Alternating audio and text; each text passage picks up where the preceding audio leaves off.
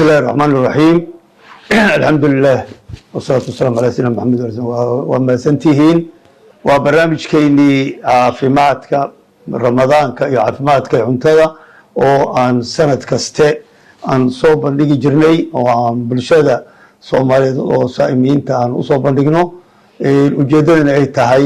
سوى عيقلين كوة جهن أرمها عافيماتك رمضان كوهلان si markaas ujeedadana ay tahay u gutaan waajibaadkooda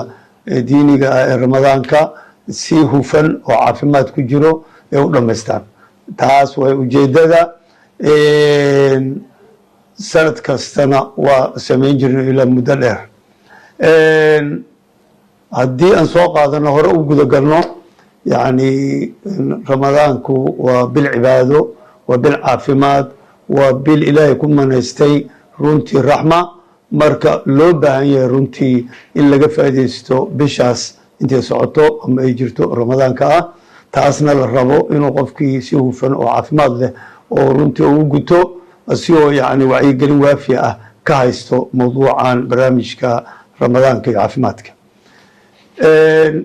saan ognahay ramadaanka yani qofka bani aadamka ama muslimiinta kow iyo toban bilood ayaa muxuu raashinka yani cuntada ayaa calooshii ay qabatintay ay qaadanaysaa marka qabatinkaas ay yani cuntada lagu ridayo way qabatimaysaa maxaa yeelay calooshu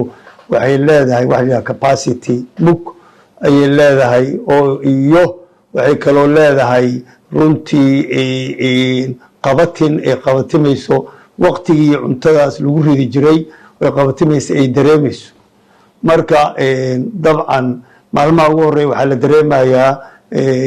muggaas oo runtii ay u baratay iyo baahida maalmaha ugu horeeyo inay dareento maxaa yeelay gaar ahaan weliba waqtiyadii cuntada lagu ridi jiray ayay waxay u dareemaysaa si aad ah waxaa lasoo daayinaya dhacankii gastric secretionkii calool yar gubisho isku arkaya qofka maalmaha ugu horeeyo waa taa aragteen oo muxuu 10 maalmood ugu horeyso xoogaa yar qofkii waa dareemaya maalmaha ugu horeeyo weliba gelinka hore ah taasna waxay ka imaanaysaa